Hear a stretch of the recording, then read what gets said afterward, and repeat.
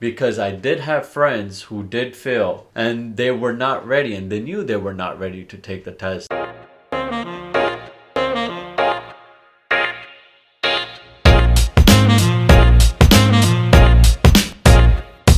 Hey guys, welcome back to our channel. What's up?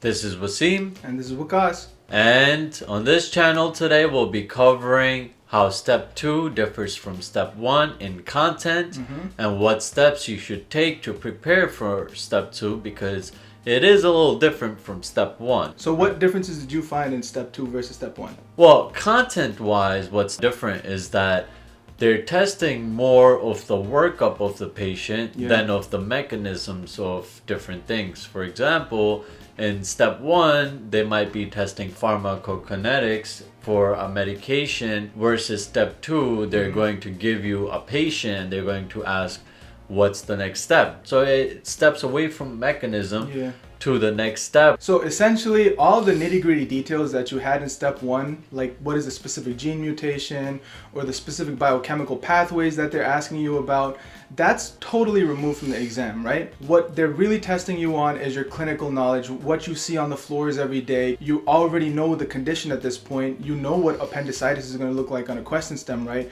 Do you know what the workup is for that specific condition? Do you know how you treat it? What I also noticed is they keep the formatting of the question stem very similar to what step 1 looked like, right? So you're gonna get the patient age, you're gonna get the gender, you might get the comorbidities, vitals, some lab values if anything. However, the question itself is gonna differ in the ways that we talked about. So how does it differ from like studying for step 1 versus studying for step 2? So that's a valid question, right? Because a lot of people think that there's gonna be a drastic difference between the two. Your entire third year as a whole broad concept, it is essentially preparing you for your step 2. Every aspect of your clerkship is important. You should be reaching out to your attendings and seeing if there's a different type of management you can do. You should be looking up your patients and seeing what type of management happened, and kind of manage what type of resources you want to use, because every person is a different type of learner, right? Let's say you're not a visual learner, you prefer to read or you prefer to write down actual things, and that helps you retain the knowledge, do that instead. But if you're a visual learner, there's definitely resources you can use for videos that'll help you out, you know. So rely more on whatever suits your preference. It's like trial and error, right? You try out case files, you're like, it's not working for me, I'm not really like learning much. You try pre-test, you're like, this is not helping either. You can try online med ed, which is a very good resource. It's like short and concise. It definitely helps on the floor. It's not that detailed. But what you can do is watch OME. Even though it's not that detailed, you can go on and look up and fill in those gaps that he doesn't explain in the video. And then there are other resources that, you know, kind of summarize everything, so you can use those right before taking your NBMEs and right before step 2, like Emma Holiday on YouTube. She has very good videos. They're very concise. They summarize mostly everything you're going to see on the shelf. It might not be in a lot of detail, but it is mostly what's covered on the shelf exam. But what you have to really do during your clerkships is use like that specific clerkship resource, for example, pre-test or, you know, case files, and get to know everything about that clerkship.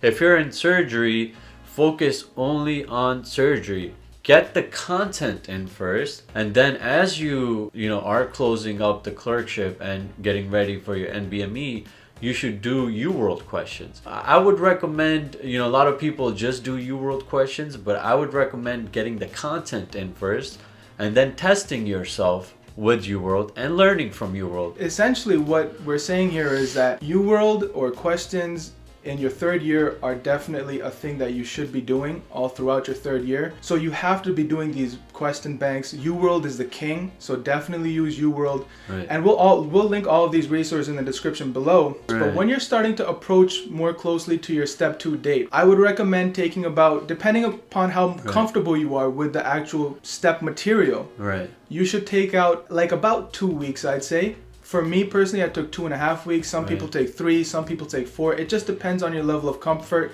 So you can kind of gauge that by doing assessment exams from UWorld or NBME, and whatever you feel most comfortable with, take that time out. Don't rely on people saying, oh, you only need to take this amount of time. Wherever you feel that you're at in your clinical knowledge, start from there. Don't start from another person's start point, because this is your exam. This is not their exam. Yeah. So do whatever's working for you. And if you're not scoring good, take your time and prepare before you take the test, because I did have friends who did fail and they were not ready, and they knew they were not ready to take the test. So don't take the test if you're not ready, because if you fail, that's going to hurt your chances of getting a residency. And guys, just a note here at the end, because this is mainly a step video, but just to give that contrast of the level exam, you guys might be thinking that, hey, you're also a DO, did you do anything else for your level 2? Because I took both at the end of the day, and my answer is no. I didn't change up my strategy at all. I studied for step 2, and that was my main thing studying for,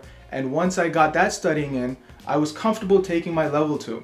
And I spaced out the exams, about 3 days apart, filled in the OMM knowledge again, and it was a piece of cake. Now, the question stems when level 2 are a bit different. Every year they release a blueprint, so you should definitely take a look at the blueprint they've released for your year, because they're going to be covering topics that you're going to have on your year's exam. You know, that's weird right now. COMLEX is all over the place. They keep shifting their criteria of grading and how they're asking questions. So for my year in 2020 when I took it, the question stems were like 1 or 2 sentences. It reminded me of NBMEs. It was like, do you know it or don't you know it? But definitely take a look at that blueprint for your specific year, because that's going to gauge what you should be learning. But just want to touch upon that a little briefly before we end the video, to make sure we give you guys a comprehensive view on everything from an MD and a DO perspective. And there you have it. Hopefully you guys learned what differentiates step 1 from step 2 and how to prepare for step 2. If you guys have any questions, post them in the comments below.